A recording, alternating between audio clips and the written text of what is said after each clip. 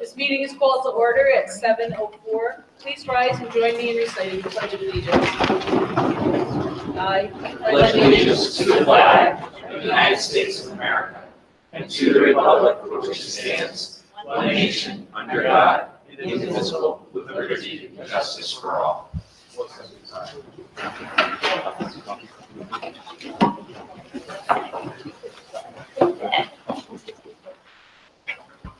Okay, first order of business is to approve the agenda. Motion to approve the agenda. Okay. The motion's been made and seconded to approve the agenda. All those in favor, signify by saying aye. Aye. The agenda is approved unanimously. Next order of business is to approve the open session minutes of February 11, 2019. Motion to approve the open meeting minutes of February 11th, 2019. Second. Any discussion? Hearing none, all those in favor? Aye. Opposed? It is approved unanimously. Next order of business is superintendent's comments. Okay, well, good evening, everyone. Just very, very briefly, but something that we're super, super proud of and super delighted this evening to welcome both Lisa Young and Caitlin Comer from Boston Scientific, who are here this evening to present our district, and specifically Misco Hill Middle School, with a grant award of $1,500 for the Misco Hill Clean Energy Garden and Compost Program. The grant was one of only, I believe, 10 that were awarded for this most current cycle. And I think it really speaks to the terrific work that's being done throughout the district, and specifically at Misco with regard to STEM and creating more hands-on opportunities, hands-on learning opportunities for our students. So if Lisa and Caitlin could come forward for a presentation of the check, maybe. And I really would be remiss if I didn't recognize Dave Quinn, our Director of Technology Integration, who really was the heart and soul, along with Lisa, a proud Misco mom, in putting all of this together. Excellent. So thank you, Joe. So just to talk a little bit about the grant, we're excited because at Boston Scientific, we often are able to give grants to underserved or underprivileged groups. And Caitlin was actually the brainchild behind this idea that to allow employees to submit grants that they're passionate about. And as Joe mentioned, there were about 50 submissions and only 10 got chosen and only 5 in Massachusetts. So we were really pleased to see that Misco Hill was chosen, and thanks to Dave and to Joe, really helped to move this along for sure and helped make a compelling argument for this grant. That's going to help us create a weather station so we can have a more sustained garden green energy, and it'll take into account the atmospheric pressure as well as precipitation and ensure that we're having a sustaining garden. And then to build it into the curriculum is really cool too, which I'm excited about. So it lets children have the opportunity to build the weather station so they get some electronics experience, and then they get some computing, some programming, and then they get to see those results come to fruition where they'll see sustainable garden and vegetables and potentially sharing that with the community. So overall, really an exciting project, and I'm glad we're able to help supplement that from Boston Scientific. And a big thanks to the support that we got here to help drive this great initiative. So excited to present this to you all. Sure, why not? I know. And I invited some children along from Boston Scientific parents, and of course my own, to come up. I know we have Lilia and Caroline Young and Maddie to come on up. They will hopefully reap the benefits of this in 8th grade, right, in science and technology.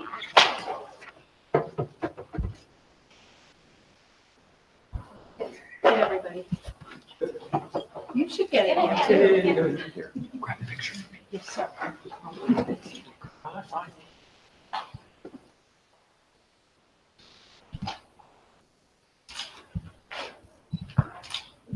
And Caitlin, I'd love to get a picture of you in here too. Okay, will someone take this camera? Yeah, Jeff will help out. My husband's great. Just jump in the back. Yeah, come on in. Photoshop. Let's get you in here.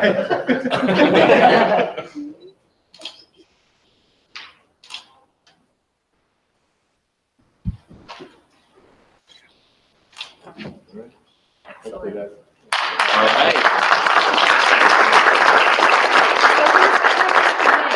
Taking this out of it. It might be a little awkward. Thank so you. much. Thank you very much. Hey, don't be taking that home. Check it. Forward to concept only.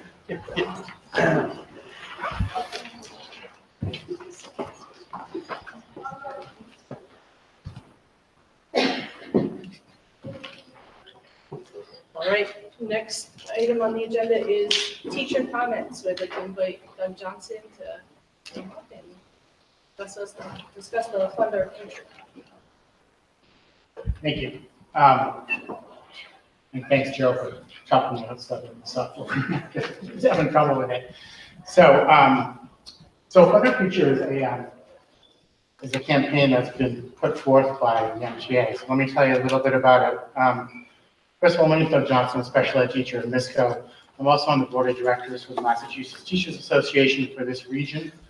And we voted as a board of directors for the MTA to put this initiative forward with a coalition of other people, other groups as well, other labor unions and human rights unions as well. So I know that I'm not going to do it justice as well as Joe could do it if he was presenting. He's much better at this than I am, but I will try my best. So it's called Fund Our Future. I'm going to try and move through these slides, some of these slides fairly quickly, because this presentation was designed by the vice president of the MTA, and actually I probably should have presented it a while ago, but so some of the slides I'll go through quickly, and some of them I'll stop and talk about because it relates more to Mendon Upton Regional School District and school districts around the Commonwealth as well. So that's a copy of the Constitution for the state of Massachusetts. And in that Constitution, this is actually Chapter 5, Section 3. I'm just going to point you guys to the red highlighted area where it says that we will cherish the interests of literature, the sciences, and all seminaries, especially University of Cambridge, which I think became Harvard actually. And then public schools, grammar schools as well throughout the Commonwealth. And honestly, I think that probably back then that they tried their best, and I think that the Commonwealth over a period of time has sort of fallen short in funding our public schools. And there's going to be some examples of it. I'll go through it quickly. This is Chapter 78. Joe could speak to it, Dr. Mushek could speak to it much better than I could, but Chapter 78 is a state-funded formula that funds public schools in the Commonwealth. You can see that under Mitt Romney, who was the governor a while ago, the state aid has fallen dramatically. It took a big hit during the recession, as you can see. It has recovered since then, but it's still fallen short since that time period. So the funding formula, I don't think has been changed in quite a while, which is why it's fallen so short in terms of funding our public schools, the state funding our public schools. This is some litigation that was taken up against our state. I'd be happy, by the way, I can share this with the school committee as well if you want to see it later. I know I'm going pretty quickly, but as you can see, there's some stuff going on. It's where Chapter 70 comes in. Back in 1978, it was litigation. Chapter 70 came around. And then recently in 1993 was the Education Reform Act. And when that came about was when the foundation budget was established. I was talking to Dr. Marushek earlier. The foundation budget is exactly that. It's a foundation. So Mendon Upton has a foundation that the state determines is the foundation that it needs to fund education. Just the foundation. So think of building a house, right? we're building a house, the state says you just need this foundation, these walls, that's it. No, nothing extra, that's what you need. So the foundation budget is different for each region, each town, each public school. So Mendon Upton has its own foundation, Springfield has its own foundation. So it's a weighted formula that the state is going to distribute the money to the towns around the Commonwealth.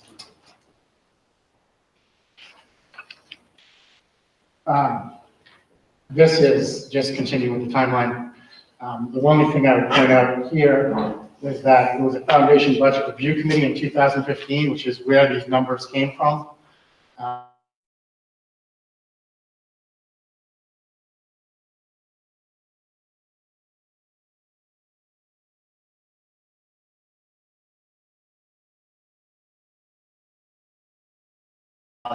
$85,000 richer, which is a pretty good substantial amount of money.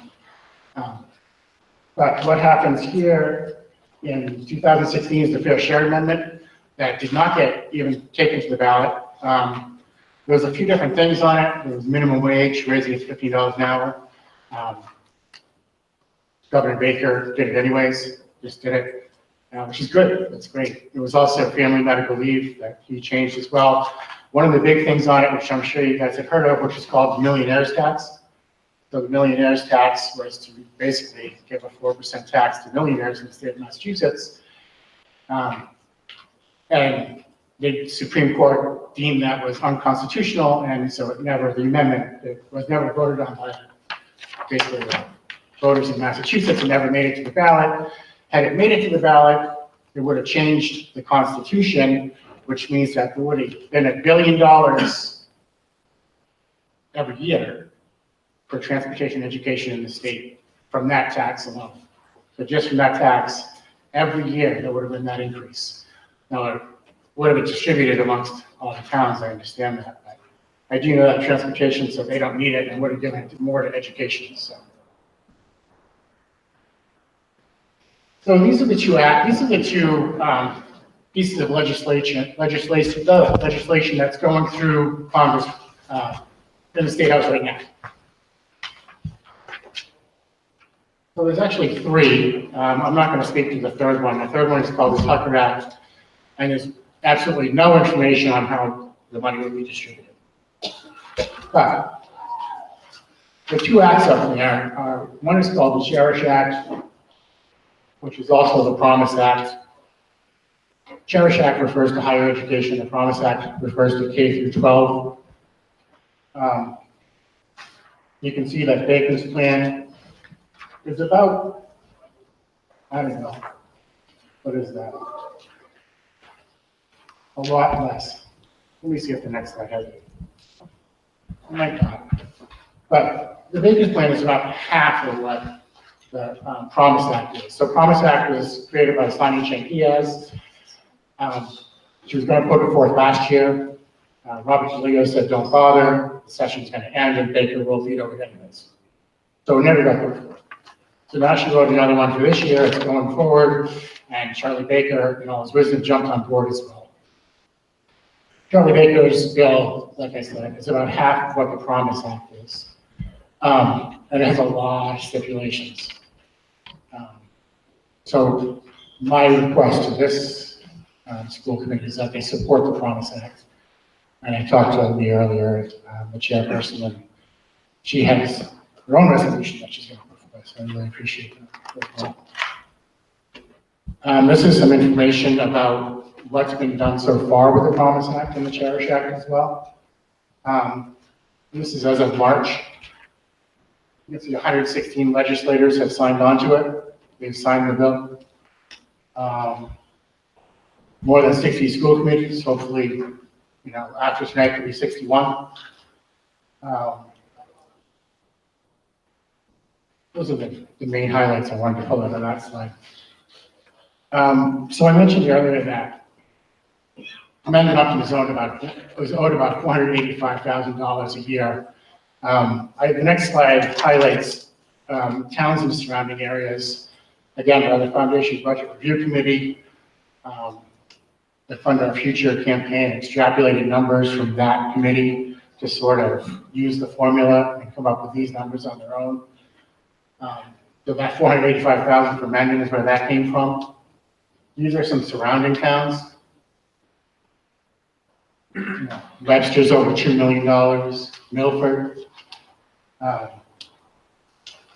included Worcester in there, 69 million.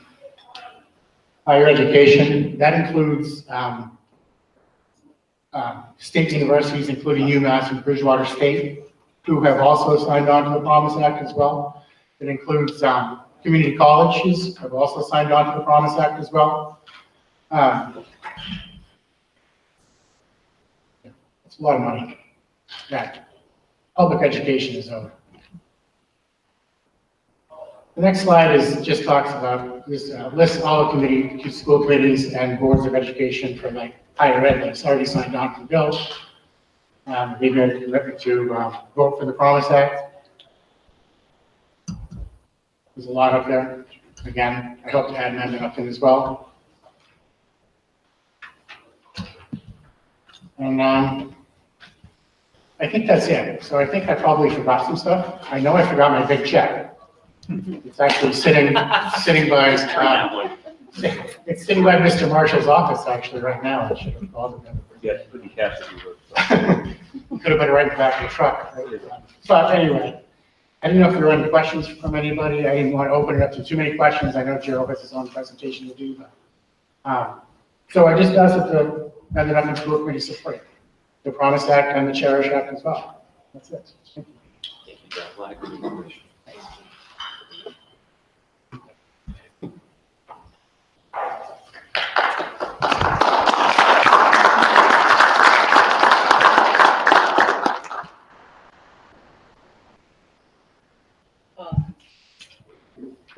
Maybe in the best interest in the committee to deliberate and possibly postpone definitely to the next meeting, whether or not we want to, considering we have a resolution on the table this evening at the end of the agenda, and possibly at the March 25th meeting, decide to vote on the Promise Act endorsement.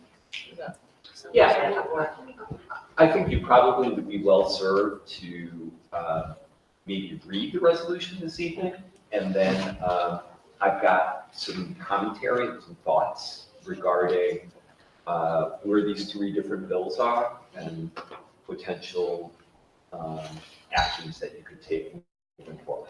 Okay. Okay. So we'll postpone that discussion to the end of the agenda. Yeah, you can have a discussion on it, but you don't definitively vote on a resolution. That would be fine. All right. Okay, so next order of business is the presentation of the fiscal year 2019 monthly budget.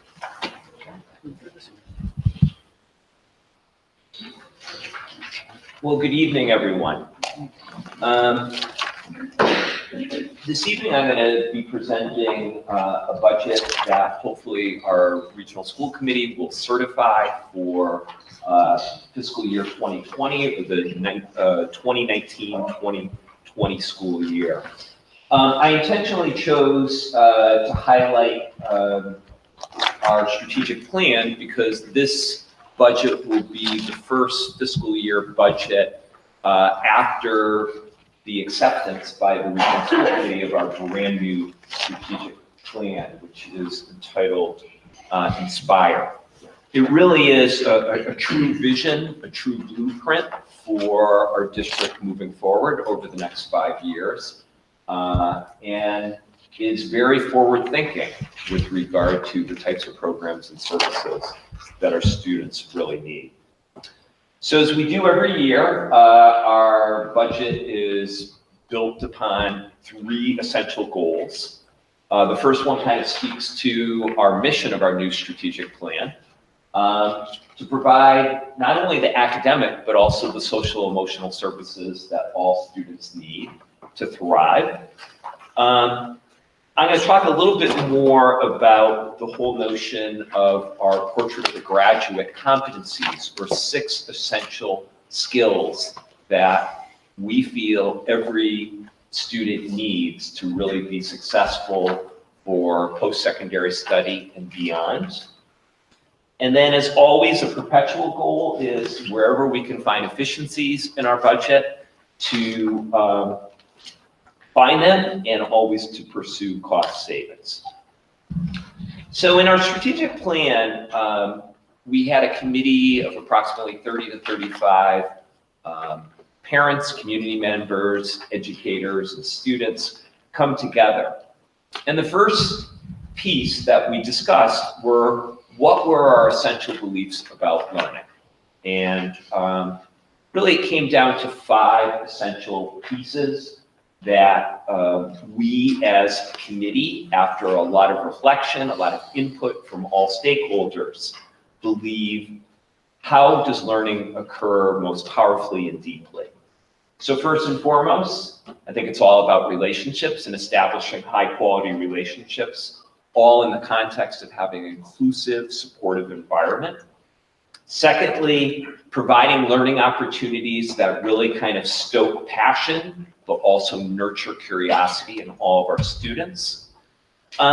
Really kind of what we were speaking to with the generous check from Boston Scientific, where we have learning opportunities that kind of speak to active hands-on learning, but also speaks to that creative side as well.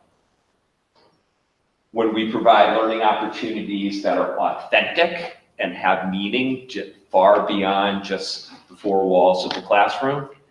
And last but not least, always being mindful of collaboration amongst our schools, with our families, but also with the larger community. We feel that these 5 elements really speak to how do we take an already solid, outstanding district and bring it to the next level. And it's really the foundation of all of the ideas and objectives of our strategic plan. So I'm really pleased to report as far as where we are today. Every single day in our 4 schools, we are living our beliefs about learning. As you know, we've had over the last 5 years or so a clear focus on social emotional learning.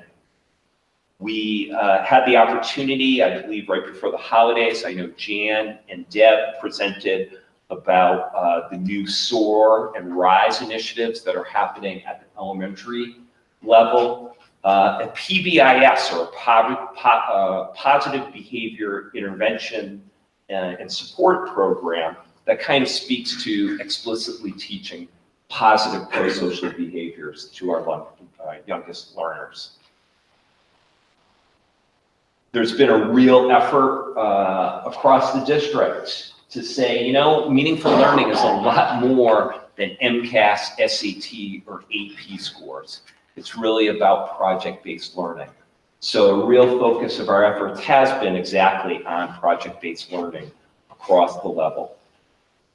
Something that I know the school committee was a very large part of, that just this past fall, we had the opportunity to be recognized as one of 6 districts across the United States, being named as a Green Ribbon District by the U.S. Department of Education for the work that we've done, not only on sustainability education, but also saving resources, particularly in the area of electricity.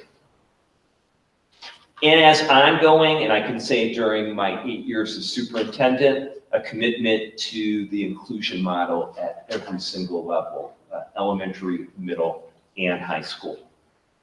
And I think last but not least, I think it should be stated, unprecedented success academically, extracurricularly, and also in our athletic programs, okay? I know John and Marianne, as co-principals of the high school, to say that they have a ragged month in November and December would be the understatement of the year for kind of the embarrassment of riches that we've had in our athletic program with state championships, as you know, our football team going to Gillette Stadium for the first time in its history, but across the board, looking at where we are academically and also in the arts and the various co-curricular activities.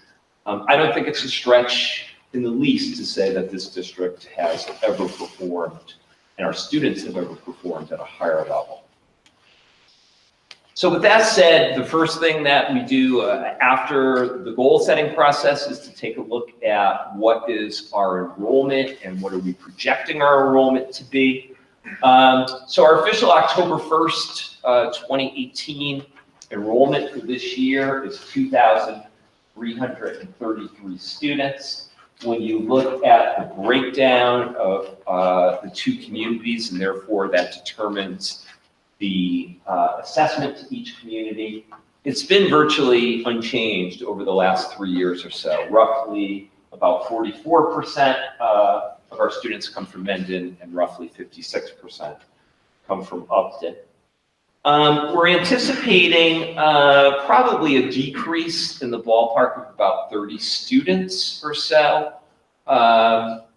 for next year. And the biggest change is going to be the matriculating class from our 4th grade going into MISCO, 5th grade.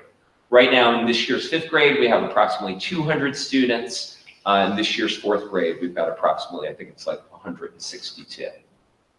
So that's a factor. We're also looking at perhaps slightly less kindergarten students. I will show you this is from NESDEC, our enrollment projections that we receive each year. And essentially what they look at is the birth rate 5 years ago. So if you follow the chart and you look at 2014 in kind of that bluish color, you see it's kind of level, maybe a slight decrease in the number of students that were born that will be entering kindergarten. Okay, I do say though, NESDEC over the last 2 years did project declines in enrollment, and over the last 2 years, we actually had an increase of approximately 70 students. So I would be standing before you lying if I said I had a world of confidence in our NESDEC projections. But I also think that part of it is directly reflective of migration into our communities because of the school district. If you were to take a look at our average class sizes over the last 5 years, we've pretty much maintained them across the board. Slight increase at MISCO and a slight increase at NIPMUC, and part of that NIPMUC increase has actually been a higher matriculation rate from the 8th grade going into 9th grade. So the proposed FY 2020 budget is a $36,749,234 proposal. That is a 3.95% increase over the current year. This budget strictly maintains level services, and by the definition of level services, it means essentially keeping all the programs and services in place that we currently have this fiscal year. In my humble opinion, while it's very nice to have level services, if you are to look at Inspire, our strategic plan, there's really a solid vision there of moving the district to the next level. And some of the requests that came into the budget that I deem as real critical needs, particularly in the area of addressing students' social emotional needs, are not in this budget proposal, which I'm presenting to you this evening. So I think that's a source of concern, and I think it's something that we really need to plan for the future and having that appropriately met. So as I said, in my opinion, it will maintain reasonable class sizes and enables us to continue the work the work on initiatives that don't necessarily involve investments, targeted investments with additional resources. So really, there's two sides of the budget. There are the drivers, the expenditures, and then there is the revenue. So first, I will talk about the drivers on the expenditure side. So for all of our employees, all of our salary increases, including steps and lanes, it's about $650,350, which is a 3.29% increase in our salary line. Most of our associations, our employees are receiving a 2.25% cost of living adjustment for next year. At this juncture, we have in place a 5% increase for healthcare insurance. We are still in the process of negotiation with Harvard Pilgrim Health. We feel that that is a bit on the high side, given where we are with regard to utilization rate. But the budget proposal that you have in place does have a 5% increase, and our latest quote is 4.9 from Harvard Pilgrim Health. We also, as we have had over the last 2 years, a fairly sizable increase in our assessment for our employees that are in the Worcester County retirement system, almost a 12% increase there. As far as transportation, two expenses there. One is the third year of our regular transportation contract with Telstone and Son, which is a 4.95% increase, or a little under $81,000. And then a fairly significant increase in special education transportation. That is transportation for our special needs students who are in out-of-district placements. That is a little more than a 17% increase, or $162,000. As far as student services, again, some increases there. One being about $169,000 for out-of-district tuitions. Again, tuitions for special needs students who have some significant needs. And then we've budgeted an additional $26,549. Again, the regional school district has to assume tuitions for students who access Norfolk Aggie. As far as building and grounds, a modest increase of about $62,000, most of which kind of speaking to the increase in the price of heating oil, as we still use heating oil to heat Misco Hill, and then also some maintenance issues with boilers in all of our buildings, but again, particularly Misco Hill. As far as technology, all of our technology lines are completely level funded, and next year will be the last year of our leases through smart boards and desktops and laptops. And then I should note that because of a reduction in enrollment, this assumes the reduction of a grand total of 2.0 FTE teaching positions in the budget. So looking at it, and if you follow along, this is on page 5 of the handout. The general fund expenditures, if you look on, based upon our major cost codes, increase 3.95%.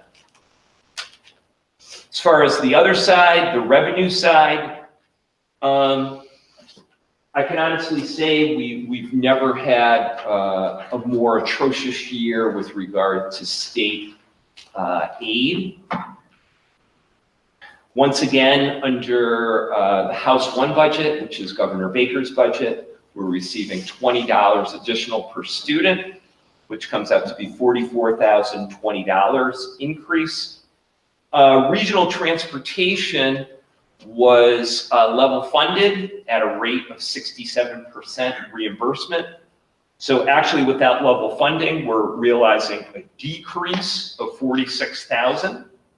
So between that decrease in regional transportation with a very paltry increase in Chapter 70, the net charter reimbursement, we have a grand total of 6 students for Mendon and Upton that access charter schools, so it really isn't a big funding stream either way. We're actually looking at less Chapter 70 state aid, or less total state aid in FY20 versus the current year. Right now, it's at negative $744. So as a result, once again, we find ourselves in a situation that to maintain things, the burden is going to fall to our 2 communities. I'm going to speak a little bit more about this in a minute, but on the state funding sheet and the Chapter 70 formula sheet, the minimum local contribution to the town of Mendon increases by $502,751, and to Upton increases by $604,300. That should be $340. So those are fairly significant increases in what the state is saying should be an increased contribution by our 2 towns. We're actually in certifying, proposing a level services budget. To make it work, we will need an additional $696,452 from the town of Mendon and an additional $836,022 from the town of Upton. Not including debt service. So the third revenue stream that we use is what we refer to as district receipts. What we usually do is we usually allocate a certain amount from really an account known as E&D, or excess and deficiency. It would be comparable to free cash that a town would have. So we're allocating $300,000 this year, which is $100,000 less than the current year, and $150,000 from various revolving accounts. And those generally are accounts such as before and after school care, the account that we use for tuition, for preschool, and so on. So our total district receipts come out to be $550,000. So again, if you follow this in the book, and it shows, this is on page 6, and it shows the breakdown by state aid versus our 2 towns. So as you can see, our state aid is essentially flat at minus 0.01%. The town of Mendon increase outside of debt is fairly substantial. It's a 7.59%. And also for the town of Upton, it's almost identical, 7.5%, 7.51%. Again, it's a fairly substantial increase. So this is, I think I would be making an understatement if I said that this is a very, very challenging budget. It's a challenging budget for our district. It's a challenging budget for both of our communities. But there's a few different ways that I want to take a look at this. And I've used some of these slides in the past to kind of underscore where we are in our 2 communities as far as burden and what the state is saying, where the burden lies. So first off, there's this idea of target share, and target share kind of speaks to what percentage should a community pay as far as to fund the K through 12 education of all the kids that live in that town. Okay, so it wouldn't be, for Mendon and Upton, it wouldn't be just the Mendon Upton Regional School District. It would also include BVT and to a much lower extent, Norfolk Aggie. So when the funding formula was tweaked in 2007, target share was introduced. And it's recalibrated every single year, and it's based upon really two factors that are known as collectively as MRGF, which stands for Municipal Revenue Growth Factor. So essentially what the state does is they look at aggregate property values and aggregate income values, okay? It's kind of interesting. There is, by the formula, by this retweaking of the formula in 2007, on the whole, 59% of education should be covered by local towns, by the local assessments, and 41% by state aid. Okay, overall, when you look at the 351 communities. However, it varies based upon wealth. Okay, so based upon wealth, the poorest community is Lawrence, and Lawrence only has to cover about 14% of funding. And 145 communities are at the cap, which is them covering 82.5%. Okay, so if you were to take a look at our neighboring communities, you can see what the percentages are. Okay, and only one of our neighbors is at the cap, that's Hopkinton, but Westboro is pushing up against it. So keep in mind, it is a moving target every single year. It's recalibrated based upon, again, those two factors at looking at property values and looking at aggregate income. So the question is, looking at these communities and then looking at Mendon and Upton, what is the target share percentage for Mendon and Upton?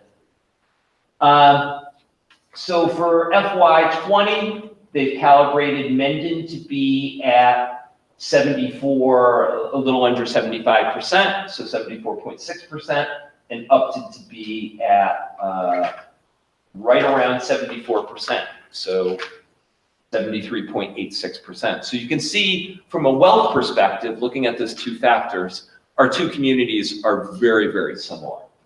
So here's the rub, and this is why it's been a real cycle of problem with regard to state aid, okay, under the rules of the game, so to speak. Mendon and Upton are two of 57 communities. So 57 communities out of the 351 in the Commonwealth are below their target share. So what they do is they take a look at, okay, for the current fiscal year, what is the actual contribution? So you can see Mendon is at a little under 72%, and Upton is a little under 69%. So you could see that there is a shortfall from what the state is saying vis-a-vis the formula, what they should be contributing, okay? So as a result, in calculating something known as the minimum local contribution, that is the amount that each town should be contributing extra for the next fiscal year, they've actually added a percentage point to say, hey, Mendon, hey, Upton, you need to get closer to your target share.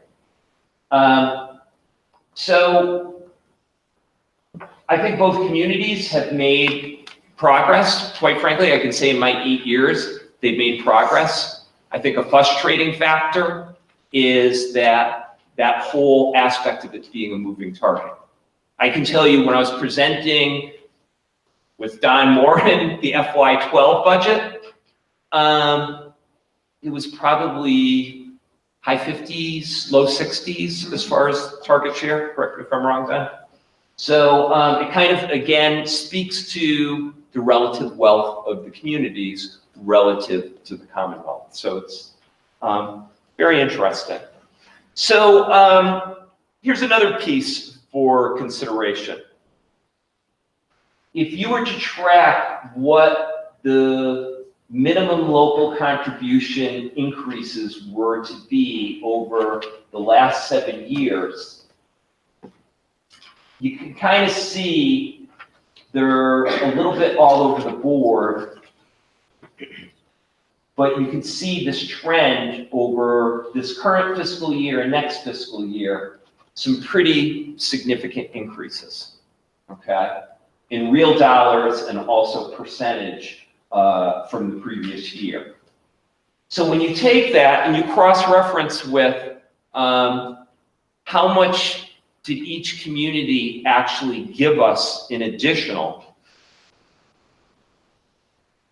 the blue represents the minimum local contribution increase in dollars, and the orange represents how much additional the district received.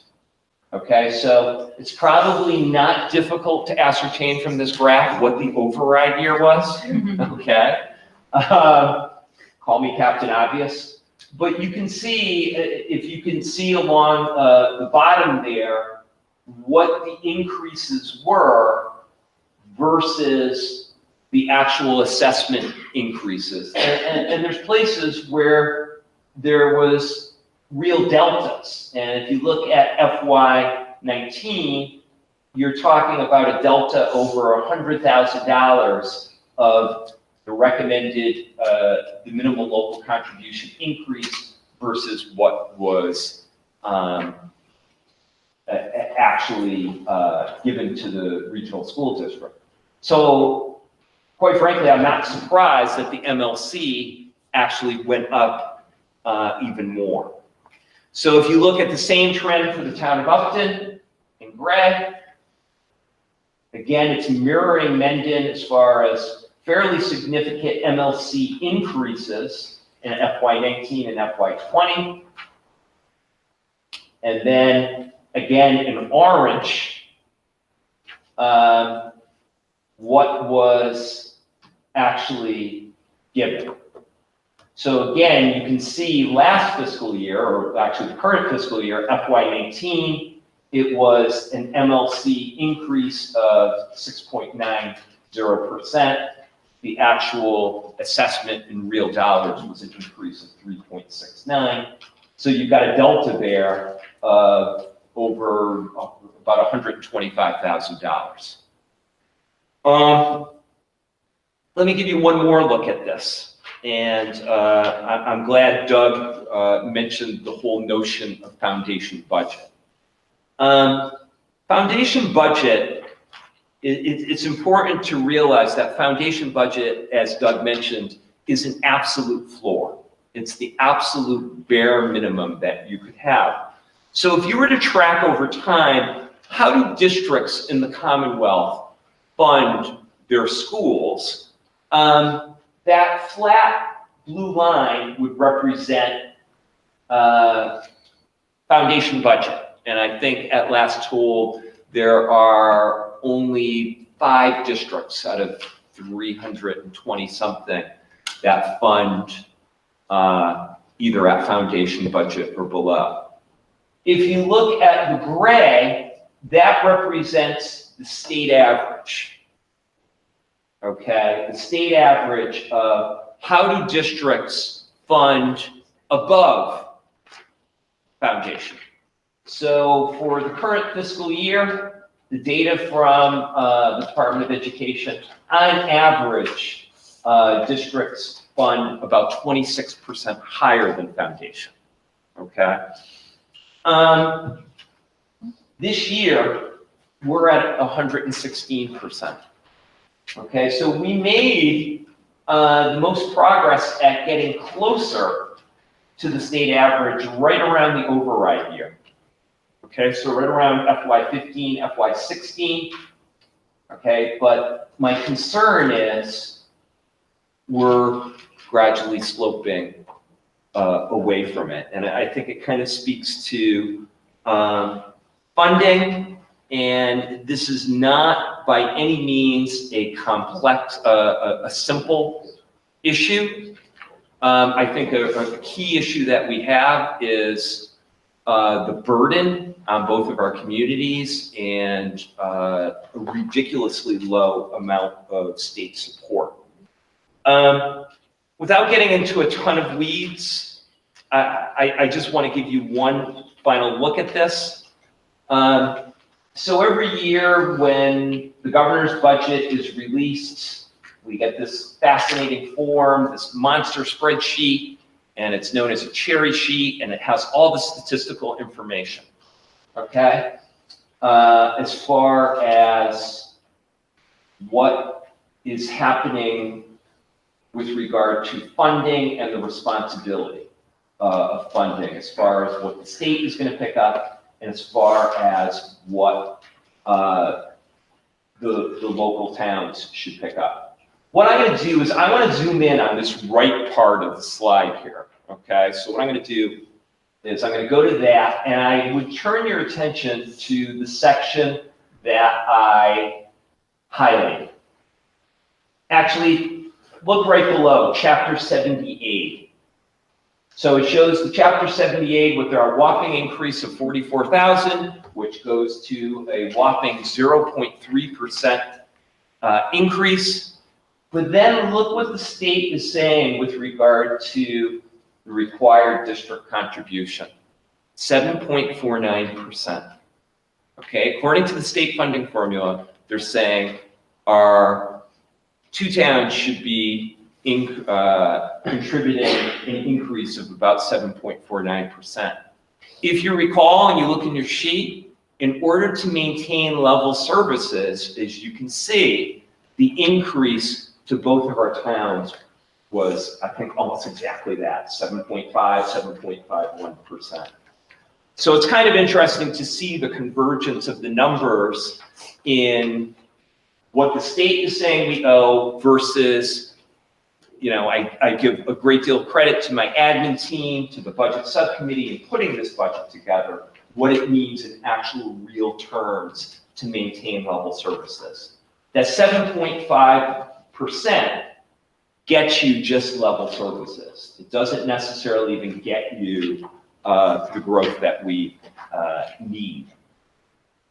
So what does this all mean? So in my humble opinion, the proposed budget that you have before you will maintain our current programs and services.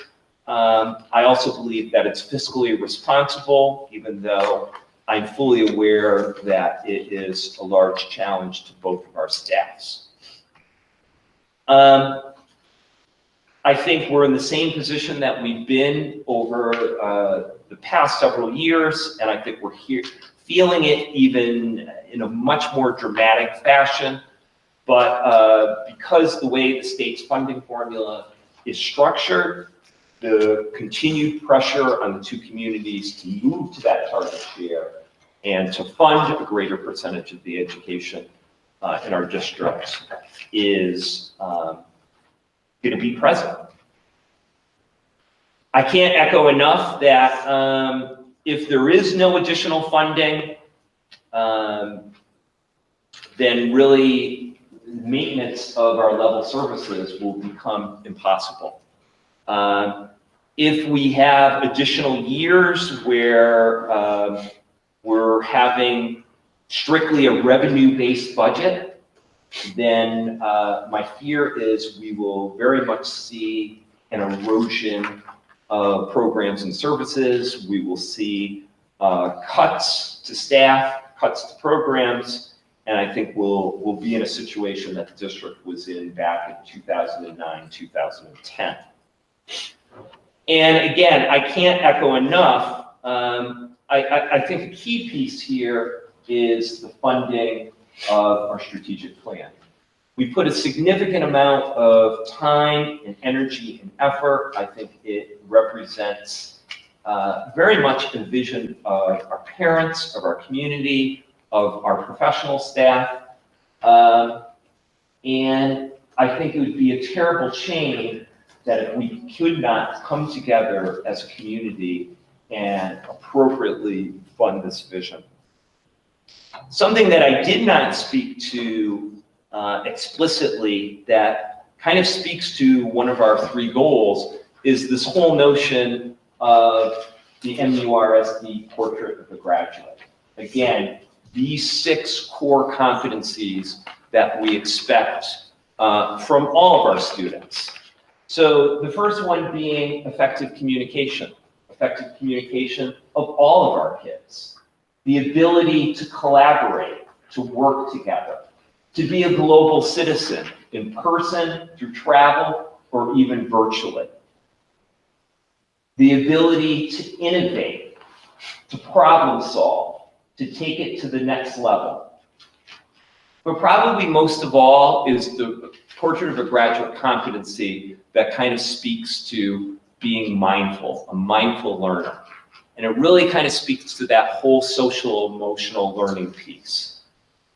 I think every single parent that I speak to, every community member that I speak to, every educator that I speak to is really passionate about the relationships and the quality of relationships that we form across all grade levels. That is the very, very heart of what we did. Plain and simple. So I conclude with, yes, it's about programs and services, but it's really about, again, that relationship piece. It's about the 203 educators and the 405 in total educators and professional staff that are deeply committed to providing a really high quality education to all of our students. So that's where we are. As you know, we have every year key upcoming dates. We're still relatively early in the process, but by our regional charter, we have to certify a budget at least 6 weeks before each town meeting. And you see where the town meetings are. They're very early this year. But with that said, I'd be more than happy to take any questions if anybody has them.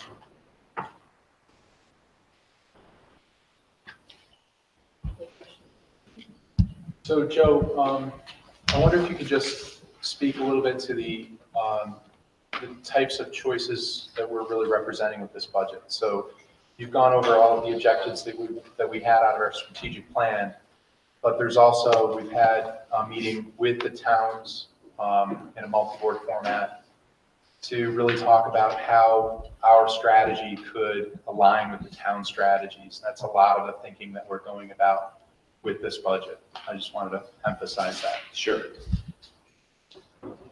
Well, what we've presented at the multi-board approximately a week and a half ago were really 3 options.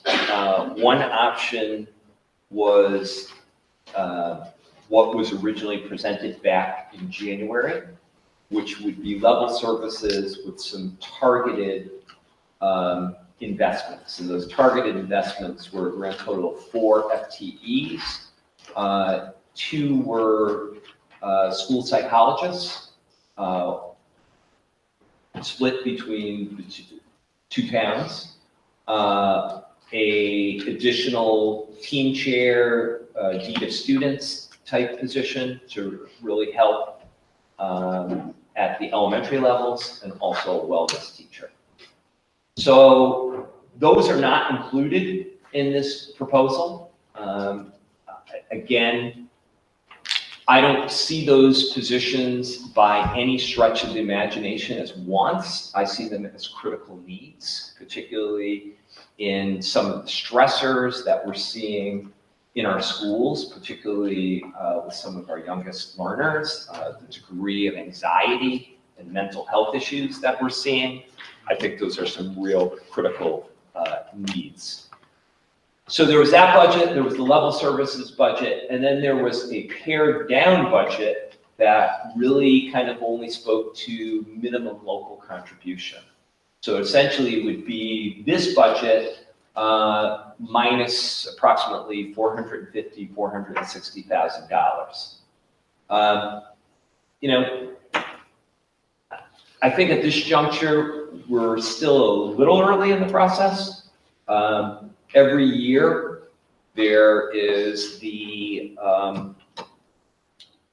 April, the House budget is released, and then in May, after our town meetings, the Senate budget is released.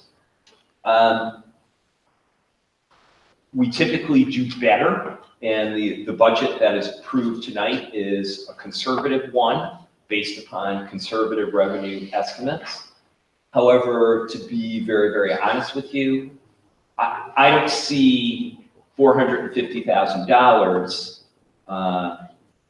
us getting a windfall of $450,000 out of a House or a Senate budget. So I think that will even be a challenge as well. So, you know, as I say in my background notes, at this juncture, you know, certifying at level services is a prudent option.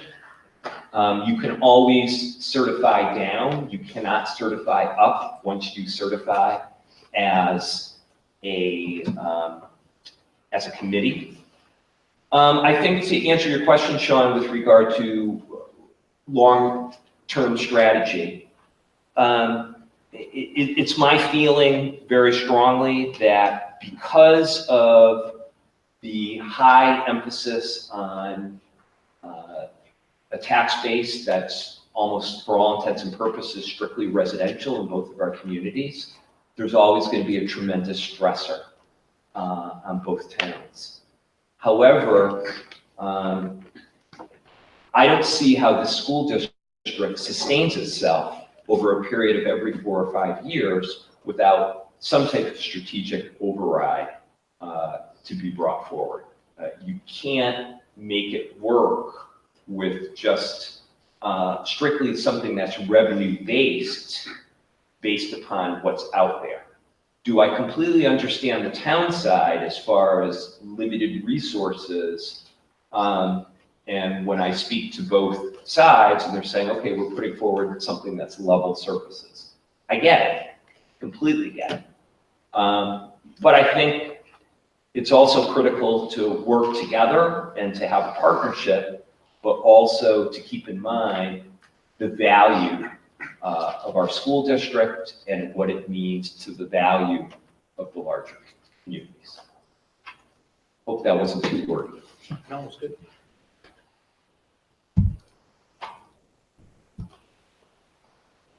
I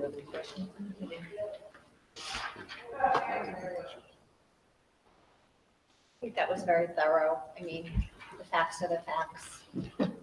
There's one more question I have is, do you think it's possible to work together with the towns to come up with a maybe a longer term strategy so that we aren't constantly confronted with this into the future?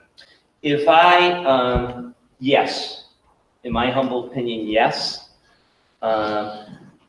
I think instead of having perhaps a strategy where we have this one super, super large override, and then we try to kind of get by from year to year, maybe a multi-tiered approach in looking at revenue set aside over a period of 3 years or something like that, that we knew that we had that additional amount each year from each community would probably be a smart approach. Yeah. Mr. Flaherty. You're talking about, you know, all these increases. I believe the number we're looking at is something like maybe 650, 700,000 between 2.5% and new growth. You know, what you said before, when you can only pick up 2.5%, and your side's going up 7%, and our side could go from any number 2.5% doesn't work. You know, but how do you change it?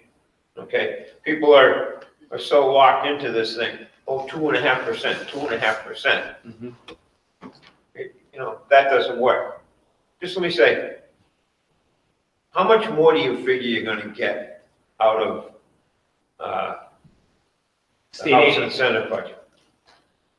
Conservatively, $100,000. That's all?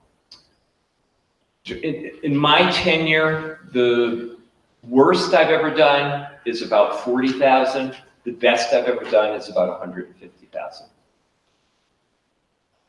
Because Last year was 40,000, Paul. last year we talked, you know, a couple of weeks ago, we're talking about option 1, option 2, and option 3. Yeah. And, you know, I'm not telling tales out of school, you know, we can handle option 3, no problem at all. I don't know what Mendon can do with it. Worst comes to worst, speaking for myself now, knowing what I know, we might be able to do option 2. I think just pragmatically right now, I think we're putting forth option 2 because we talk to people and we look at what's there.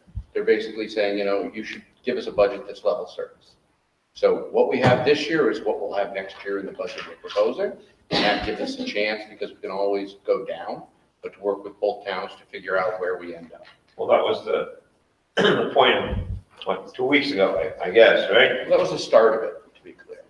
I mean, I think, you know, it's in Upton, you're still doing some stuff. Mendon, they're still doing some stuff, so there's still work to be done. And bluntly, we're still doing stuff too, so. This is a very, as Joe said, fluid process, so. But in spite of all the angst and everything that goes into this, it usually shakes out. It does, but it shakes out because we work together to make it shake out. Well, I'm not disagreeing there, but I'm saying. I think, Paul, I comfortably speak for all 6 members of the school committee in saying we're deeply committed to working together and not to kind of have a lot of drama, a lot of consternation, none of that. But also, as Phil kind of alludes to, I think it would be unconscionable at this juncture if the school committee certified as something that was lower than level services. So I think, again, it's a fluid process. You know, on the other side of the coin, to be frank, I don't think there's a lot of rabbits out of hats to be pulled out. We're still trying to negotiate healthcare insurance. We'll see where the state budget is. We'll see where Norfolk Aggie tuitions come out. So those are 3 big factors still at play. We're going to do everything to make this work. We're going to do everything to make things work with both towns. But I think at this point, we've got to go level services. You know, people have to understand that, you know, you got nobody here. I mean, a lot of people here. There's a lot of people that should be here to hear what this is all about. All right, and then it gets heard secondhand from the donut shop or wherever the hell. These people hear all this stuff. Dennis Beyer, Jay's older, smarter brother, is watching this live on YouTube right now. Yeah, and how many others are? What a long, strange trip it's been. But no, you know, there's all these aspects of that the 2 towns have and you have, and every town has. You have no control. Now, You have absolutely no control, all right? And, you know, both towns always came up with the magic number used to be discretionary. That was the amount of money that we gave over and above the minimum local contribution. You know, like I say, all you can do is see what happens at this point. yeah. Couldn't agree more. And I would say this year is this is going to require a lot more conversations, I think, than some of the past couple of years, mainly because of the fact that the state has essentially said to us, we're actually going to take money away from you. Yeah. Might only be $744, but they're going to take money away in our budget. So that's, you know, I speak for myself here because I don't want to speak for anybody else on the committee, but I was really I was voting for that strategic plan in a big way. I would love us to get that top number, just not out of opulence. But I look at those priorities as being, not emergencies, but I look at them being very, very important to the psychological well-being of our kids. And we've had a lot of feedback from parents and community members that have raised emergencies about that. Some of the special education priorities and what we're trying to do there, those are all going to get basically postponed, but in a climate where we're constantly postponing those things, we're going to constantly get further and further behind. So to me, working with the towns overrides that in some way, but just barely for me. For me, it seems like those priorities are extremely important. It's not like we're asking for a new football field or something that's optional. We're trying to get the health and well-being of our children taken care of. So to me, that's kind of an emergency. I'm not being critical in that aspect at all, but we just alluded to something and say, well, we get this thing squared away. And then Dr. Joe referred to it, what about next year? You're gonna have a tough sell on an override. I mean, that's a bad word. I know it is in some circles. But it's worse having a failing school system that is not working for the communities. There's people coming into our town that I hear, and I mean, Kelly talks to more than I do, and why are you coming here? Because of the school system. I mean, I was doing this back when, they were in the hopper. I know. I think as we go through over the next 2 months, as we prepare for the town meeting, it'll be important to make sure that we're also getting out, I'll call it the facts to people, because to your point, there aren't a lot of people here. I mean, we have had some full houses before, but those were probably more. But the other part of it too is people hear what they want to hear. They do. But that would be why it's important to get, the facts out. I mean, if you think about, just look at the operational budget over the last 5 years. I mean, over 5 years, we've gone up in a total of 6.2%. Take the number out of 16 and you take what's being proposed in 2020, it's 6.2%. There aren't many businesses you can say and take a look at that are kind of growing and evolving and doing what we need to do that can manage budgets that. I know you know that better than most people, so. But that'll be part of the points we gotta get out there and we gotta talk to people about. And then we're gonna have to work together with, your group's committee and with Mendon's and figure out, how do we make this work? I think this is where it starts. Yep. This is our first pass. This is our presentation right now. So, we generally don't have a lot of people here, but maybe once word starts to circulate. But I think the hardest part is getting the real true facts to people. I mean, I know when we were in our override year, Joe, you conducted a lot of information sessions just so that people would get accurate information about what MLC is and how the foundation budget works and why it isn't working in our favor, in the public schools' favor, to be able to adequately fund our budget. And I'll say, when I saw option A, B, and C, and the one that had some targeted investments, primarily geared towards SEL, school psychologists, that were very specific. I mean, I am a firm believer in you can't teach kids unless they're healthy, socially and emotionally. So like for me, that there's no luxury there. That's just a bare minimum. You're going to take care of kids' social emotional needs before you can take care of their academic needs. So it is hard to kind of abandon that thought that we could have what we need for our students. Absolutely. I couldn't agree more.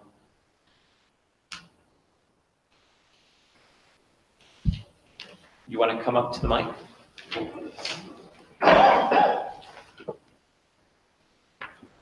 Hi, Shelley Cook. I don't know what else. Is this on? Yeah. Next one.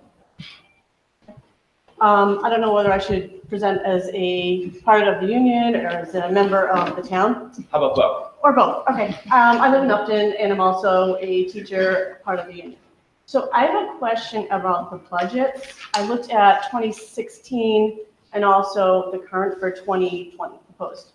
And I just noticed two things that were a bit off, and I'm wondering if they were restructured due to the state requirement or something that would help us better maybe meet our numbers. Okay, so what were they? So the 1,000, I noticed that the instructional technology curriculum and school admin were taken off the admin, the central office admin, and moved into the teaching. Or I'm not sure exactly which one was, but they were changed to a different location. Probably because it was more than a year ago, the reclassification of codes. Yeah, but school leadership has always been an instructional expense, always. Even in the 2016. Back in 2002, 2003, it's always been considered instructional. So I was playing around with the numbers. Just trying to- And then also the 4,000, I think that was custodials, was off significantly. I was wondering if that had been moved to a different location also. Custodial's in the same place, but there's some technology stuff that's been moved into the maintenance area. Okay, so it's been allocated to a different location. Technology used to be in the 1,000s and now it's in the 4,000s. Some is, Okay. and some is still in the 1,000s. It just depends on what the expense is. Okay. State restructured their whole function code thing about a year and a half, 2 years ago. So I should be able to go back to 27? Well, when I do the historicals, I try to say, okay, it was paid for this amount, so I put it where it is now to keep it consistent.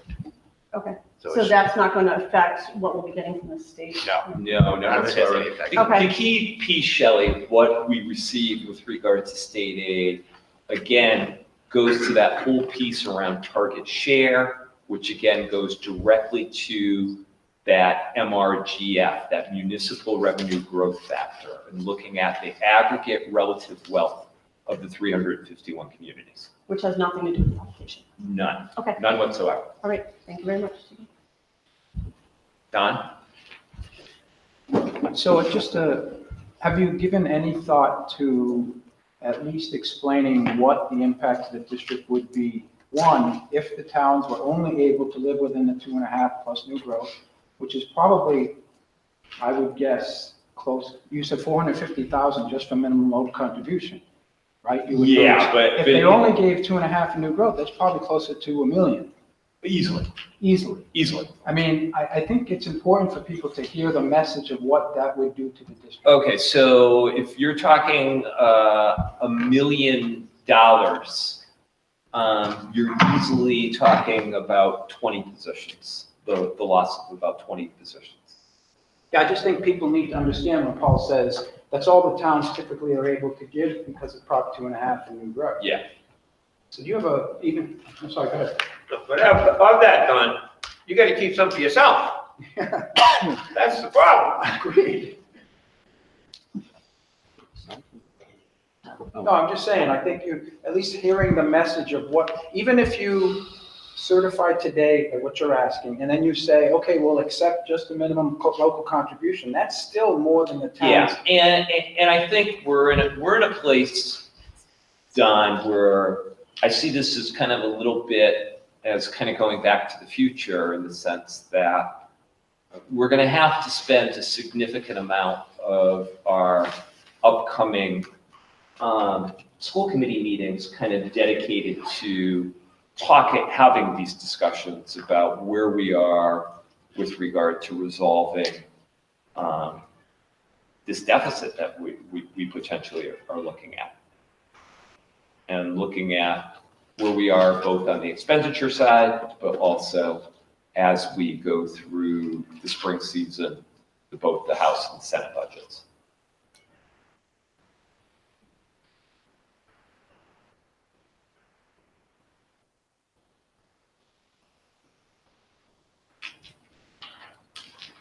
Any other questions? Thank you.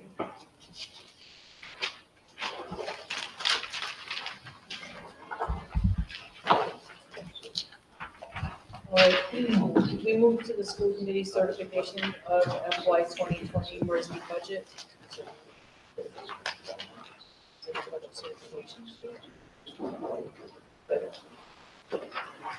Ready.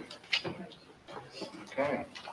I make a motion to set the operational budget for the Mendon Upton Regional School Districts for the 2019 to 2020 fiscal year at $36,749,234.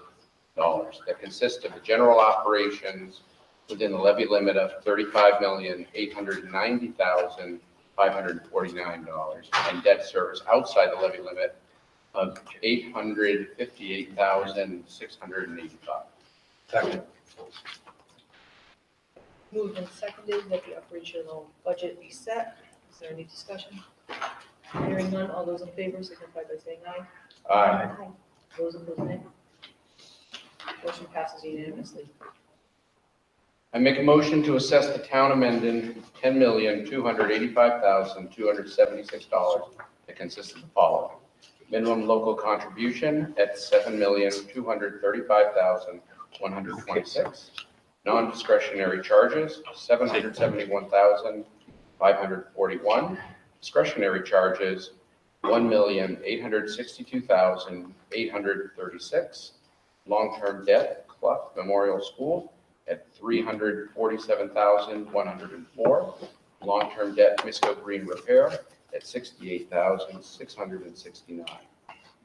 Second. Okay, it is moved and seconded to assess the town of Mendon, named. Any discussion? Hearing none, all those in favor signify by saying aye. Aye. All those opposed, nay. Motion passes unanimously. I make a motion to assess the town of Upton $12,407,280 that consists of the following. Minimum local contribution at $8,656,095. Non-discretionary charges at $968,908. Discretionary charges at $2,339,365. Long-term debt, Clough Memorial School at $356,096. Long-term debt, Misco Green Repair at $86,816. Second. It's been moved and seconded that the assessment to the town of Upton in the sum named. Any discussion? Hearing none, all those in favor signify by saying aye. Aye. Those opposed, nay. And that motion carries unanimously. All right, I make a motion to appropriate $13,506,678 from state aid that consists of the following. Chapter 70 funds at $12,426,746. Regional transportation reimbursement at $1,073,326. Charter school tuition reimbursement at $6,606. Second. Okay, the appropriation from state aid has been moved and seconded. Is there any discussion? Hearing none, all those in favor signify by saying aye. Aye. All those opposed, nay. Motion carries unanimously.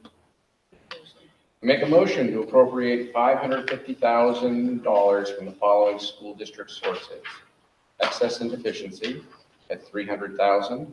Vision sped tuition, $75,000. Transfer in from revolving accounts at $150,000. Medicaid reimbursement at $25,000. Second.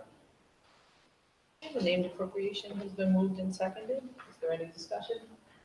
Hearing none, all those in favor signify by saying aye. Aye. All those opposed, nay. The motion carries unanimously.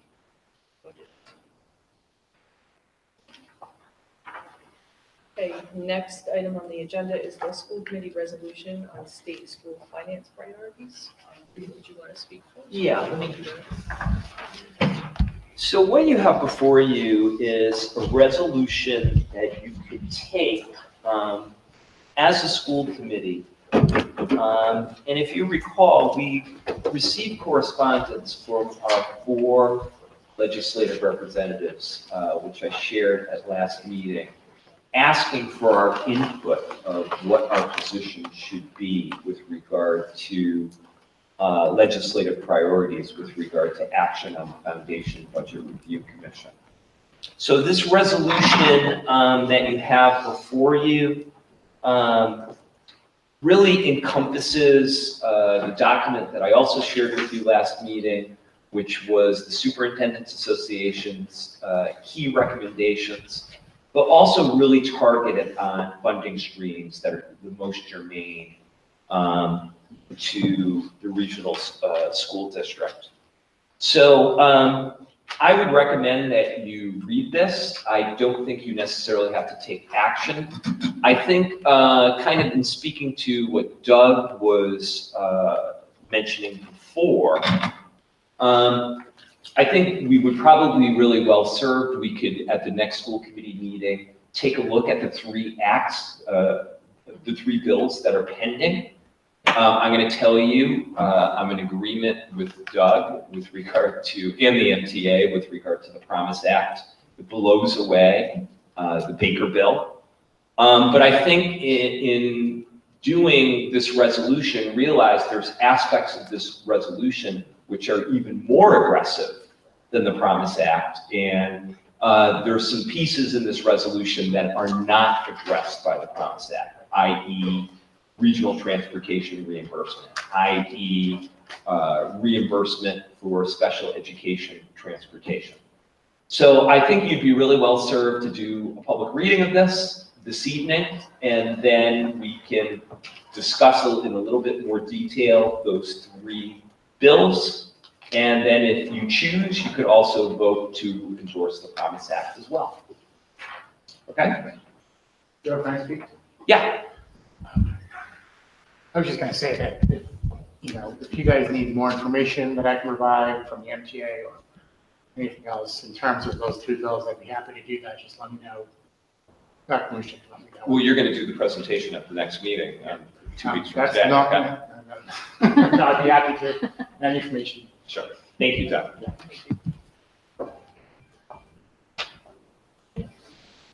I shall commence with the reading of the resolution. We, the Mendon Upton Regional School District School Committee, welcome the opportunity to engage with state legislators as they consider the needs of our children in school districts across the Commonwealth. In light of the cogent recommendations of the Foundation Budget Review Commission, we believe the following priorities need active consideration in any budget outcome for fiscal year 2020 and beyond. Therefore, we resolve that following components be part of the final legislation that is enacted into law. That the legislature increase state aids for all school districts, including that the Chapter 70 per pupil aid should be set annually at a minimum increase of $150 per student or greater for all school districts effective for fiscal year 2020. That the average local target share goal be reduced to 58% from the current 59%. That with circuit breaker reimbursement, all assumed out-of-district rates should capture the total costs that districts bear before circuit breaker reimbursement is triggered. And additionally, that these costs are fully funded annually. That the currently unfulfilled promise of regional school district transportation reimbursement, which stated in law, Massachusetts General Law, Chapter 71, Section 16C, should be reimbursed annually at 100%, is fully funded. Furthermore, we resolve that the legislature also include the following as part of the foundation formula: an incorporation into the annual calculations, a separate healthcare cost inflation adjuster for the employee health insurance portion of the employee benefits fixed charges component of the formula, based on the change in the current GIC rates. A full implementation of special education rates for both in and out of district costs, including an increase in the foundation rate from 3.75% to 4%. An incorporation of the annual reimbursement of the cost borne by districts for the transportation of special education students, both in and out of district. These critical components will be communicated in writing to our 4 legislative representatives without delay. This is so resolved by the Mendon Upton Regional School Committee on this day, March 11, 2019. All right. Is there any discussion or any questions? So we'll take the three documents into consideration and have a vote the next meeting. Yes. Yeah, so definitely to the meeting of March 25th.